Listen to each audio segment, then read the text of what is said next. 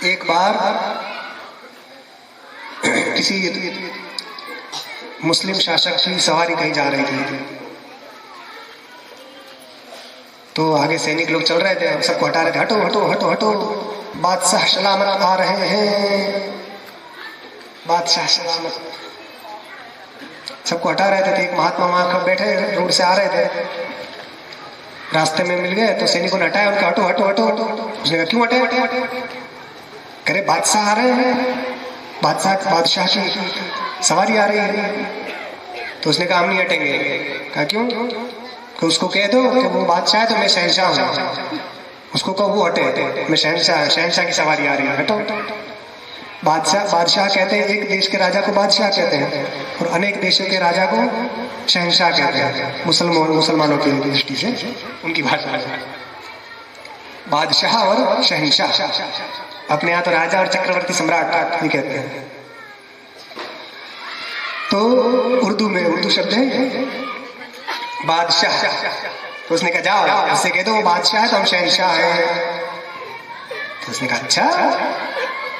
तो उससे कहा कि तुम शहंशाह हो तो ये बताओ कि तुम्हारे पास तुम्हारी सेना कहाँ है?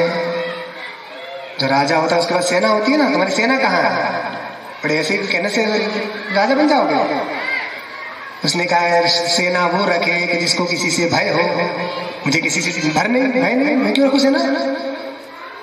और जिसको किसी और पर आक्रमण करना हो वो सेना रखे, मुझे किसी पर आक्रमण ही नहीं करना, मैं क्यों सेना रखूं? अच्छा बता तुम्हारा खजाना कहाँ है? राजा के पास खजाना होता है। उसने कहा जिसको जरूरत हो खजाना रखे, मुझे खजाने की जरूरत ही नहीं, मैं क्यों रखूं खजाना? इस प्रकार वो जो बात बताया मुझे जरूरत नहीं, मैं क्यों रखूं? अब वो जो बादशाह आ रहा था पीछे से, उसने देखा कि आगे बहुत खटपट हो रही है। उसने पूछा क्या बात है? तो उसने कहा अरे बुजुर्ग एक पागल व्यक्ति आ गया खड़ा सामने, कह रहा है कि मैं शहंशाह हूं, कह रहे कि बादशाह को हटाओ। उसने कहा अच्छा दिखाओ कौन है। तो उसके पास ले गए। तो उससे कहा क्यों रे तू शहंशाह है? तो क्या हाँ तुम्हें कोई शक?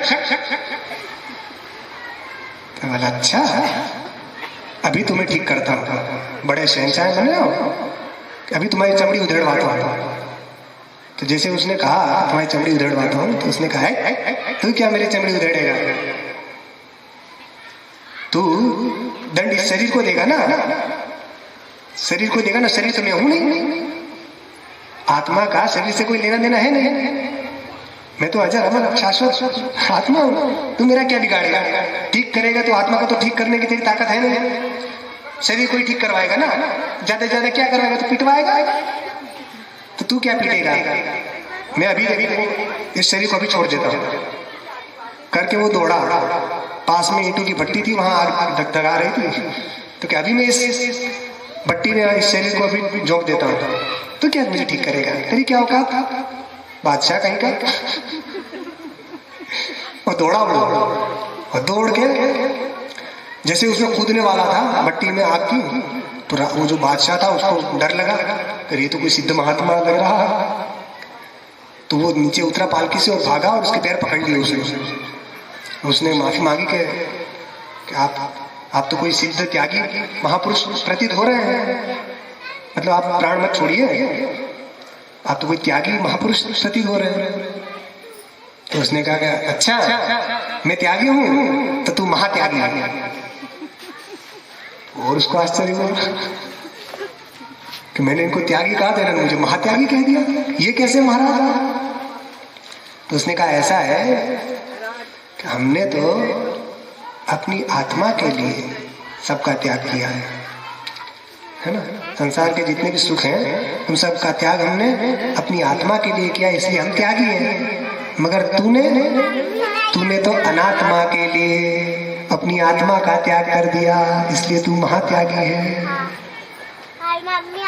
हम तो स्वार्थी हैं, हमने तो अपनी आत्मा के लिए सबका त्याग किया है, मगर तूने तो जो आत्मा नहीं है उस अनात्मा पदार्थों के लिए अपनी आत्मा को ही त्याग दिया,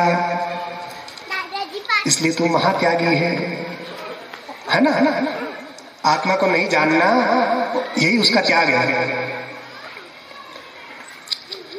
यो हो गार्गी यतम आत्मानम अविदित्वा अस्मात् लोकात् प्रैति सक्र पणः। जो आत्मा को बिना जाने मर जाता है वो कृपण है, कंजूस है। तो उस आत्मा को जानना जरूरी है। तो तुमने अनात्म पदार्थों के लिए, सांसारिक सुख सुविधाओं के लिए तुमने अपनी आत्मा को दांव पे लगा दिया, तो फिर उसको होश आया।